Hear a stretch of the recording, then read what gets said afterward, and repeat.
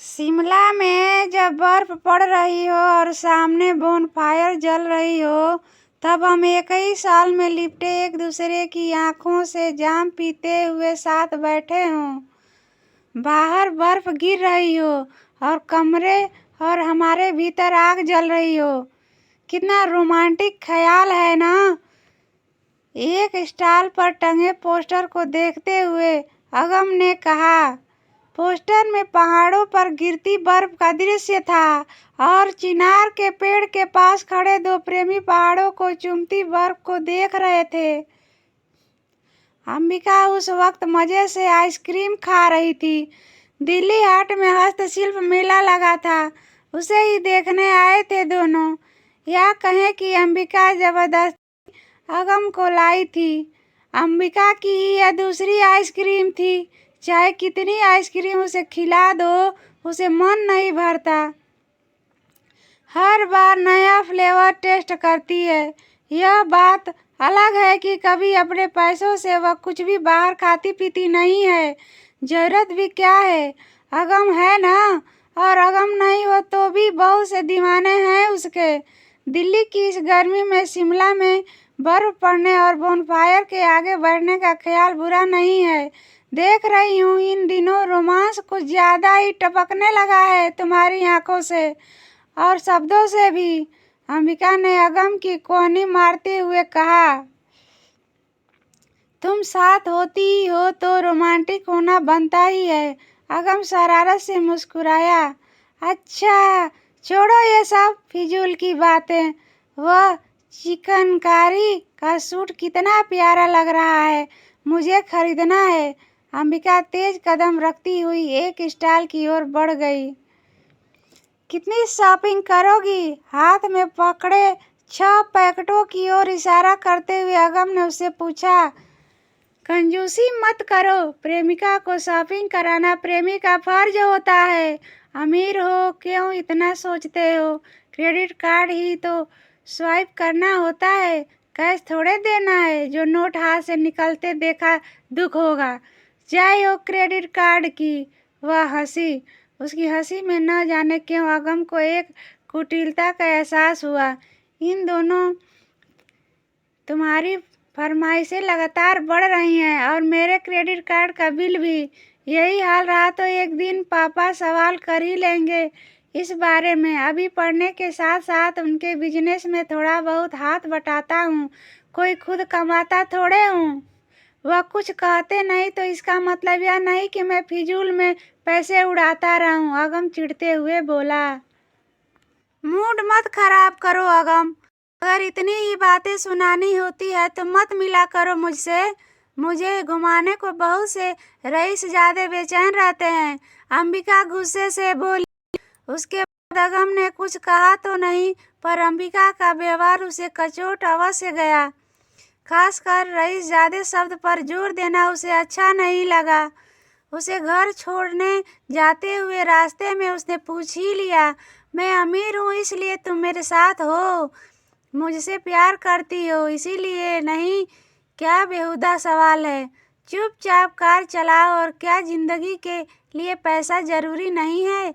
मैं तो आलीशान और ऐशो आराम की जिंदगी जीना पसंद करती हूँ।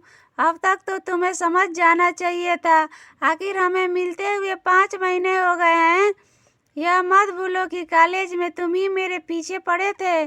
तुम्हारी अपने प्रति इतनी दीवानगी देख मैंने तुमसे दोस्ती की। एहसान मानो मेरा। अंबिका तुनक कर बोली। अभी भी कितने लड़के मेरा साथ पाने के लिए कुछ भी करने को तैयार रहते हैं। मैं ही उन्हें बस भाव नहीं देती क्योंकि तुम्हें डेट कर रही हूँ। हाँ जानता हूँ, जो लड़के तुम्हारे पीछे पड़े रहते हैं वे तुम्हारी सुंदरता की वजह से तुम पर लट्टू हैं। वे छिछोरे किस्म के लड़के तुमसे प्यार नहीं करते, लेकिन मैं तुमसे प्यार करता हूँ। वह भी इसलिए नहीं कि तुम भला की खूबसूरत हो। अगम ने उसे समझाना चाहा। तुम सेंटी मत हो, जिंदगी मस्ती में जीनी चाहिए। यह सब फिजूल की बातें करने से क्या फायदा? प्यार भी तभी कायम रह पाता है जब पैसा हो, वरना छोटी छोटी ज़रूरतें पूरी करने में ही ज़िंदगी निकल जाती है, और वह भी लड़ते घींचते। मुझे मंजूर नहीं ऐसी लाइफ। अंबिका को उसके घर छोड़ जब अगम वापस लौट आया तो उसका मन बहुत खिन्न था। बार बार यही ख्याल उसे परेशान कर रहा था कि अंबिका शायद उसे उसके पैसों की वजह से प्यार करती है। उसकी इच्छाएं और महत्वाकांक्षाएं बहुत ज़्यादा हैं। ऐसी लड़की क्या सचमुच प्यार की खूबसूरती को समझ सकती है? रात को अंबिका का मैसेज आया, तो कब ले जा रहे हो नैनीताल? बोन फायर के सामने बैठने का ख्याल सच में बुरा नहीं है। तुम चलोगी क्या? क्यों नहीं, तुम जानते हो मुझे घूमना पसंद है। तुम्हारे घर वाले कुछ नहीं कहेंगे इस तरह मेरे साथ जाना, वह भी बिना शादी किए। इतनी दकियानुसी बातें मत करो। घूमने जाने के लिए शादी करना जरूरी है? ऐसा किस किताब में लिखा है? मेरे घर वालों की जहाँ तक बात है तो मेरी माँ भी मेरी तरह बहुत आधुनिक विचारों की हैं। चिंता मत करो। बेशक समाज के तौर तरीकों की पापा परवाह करते हैं, पर वह तो हमारे साथ रहते नहीं। माँ ने उन्हें कब का छोड़ दिया है, इसलिए बेफिक्र रहो। लेकिन मैं नहीं जा सकूंगा ऐसे में। मैं अपने घर और समाज के नियमों की इज्जत करने में यकीन रखता हूँ। शादी के बाद जरूर चलेंगे, और उसके लिए 2 साल तो कम से कम प्रतीक्षा करनी होगी। मुझे नहीं पता था कि तुम इतने पुराने ख्यालों के हो। अमीर होकर भी अमीरों जैसा गुण नहीं है तुम में। डांस पार्टी शराब कुछ भी पसंद नहीं है तुम्हें। बोरिंग हो एकदम। अंबिका ने एक गुस्से वाली सेल्फी मैसेज के साथ भेजी। अगले दिन कॉलेज में भी अंबिका उसे देख कतरा कर निकल गई। अगम ने शाम को देखा कि वह कुछ लड़कों के साथ कैंटीन भी बैठी आइसक्रीम खा रही है। बाद में मोटरसाइकिल पर एक लड़के के साथ उसे जाते देखा।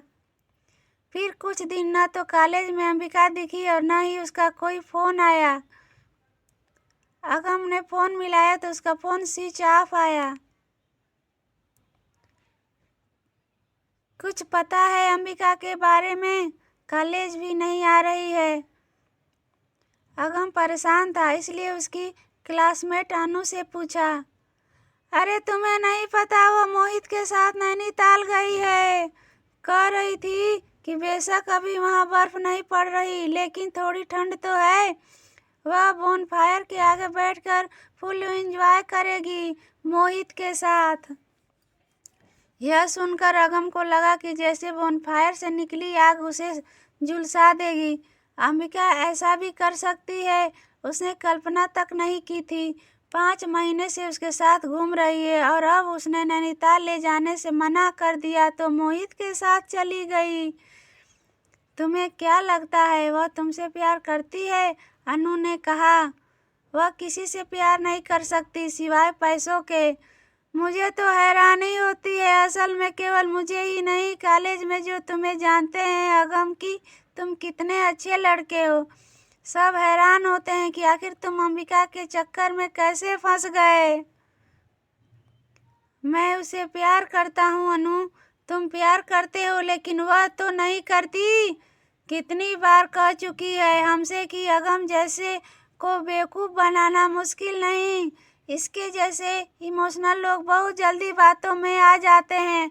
वह मुझ पर खुले हाथों से खर्चा करता है, वरना अगम जैसे बोरिंग और हमेशा प्यार का आलाप सुनने वाले के साथ कौन वक्त गुजार सकता है। अंबिका ने मेरे साथ बेवफाई की है। तुम अगर इस बात को समझ गए हो तो अच्छा ही है। मैं तो कहूँगी कि खुद को दुखी मत करना। मैं उससे प्यार करता हूँ, उसकी इस बेवफाई को सह नहीं पाऊंगा। वह नैनीताल में मोहित के साथ गुलछर्रे उड़ा रही है, कल किसी और के साथ बोनफायर के सामने बैठी होगी। तुम बेवफाई के बोनफायर में खुद को मत जलाओ अगम, वह तुम्हारे लायक नहीं। अनु ने अगम को बहुत समझाने की कोशिश की। अगम सच में जल रहा था। अंबिका की बेवफाई के बोनफायर में प्यार करने की सजा तो भुगतनी ही होगी। कि ये दोस्त लोग कहानियाँ को जरा लाइक करके अपने दोस्तों में शेयर भी